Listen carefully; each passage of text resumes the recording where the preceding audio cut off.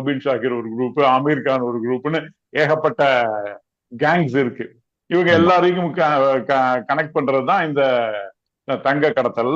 தங்க கடத்தல் தான் நம்ம நம்ம அப்படிதான் அண்டர்ஸ்டாண்ட் பண்ணிட்டு இருக்கோம். இதை வாட்ச்னு தவிர சொல்லியிருந்தாரு. இன்னொன்னு, அந்த வாட்சோட ப்ராமினன்ஸ் நிறைய காட்டிருந்தாங்க. அந்த ரோலக்ஸ் ஆமா வாட்ச் அதுல ஆமா முடிச்சாரு. இதுல வந்து இந்த வாட்சை வச்சு அவர் இந்த டைல் பண்ற மாதிரி ஒரு சீன் வச்சிருந்தாரு ட்ரெய்லர்லயே. ஆமா அந்த ஆமா வாட்ச்ல வந்து வச்சு டைமண்ட்ஸ் கடத்துறாங்களா அப்படின்னு தெரியல. இந்த வந்து ஹை அண்ட் வாட்ச் ஆமா பத்தி ஆமா அப்படின்ற மாதிரி சொல்லிட்டும் இருக்காங்க.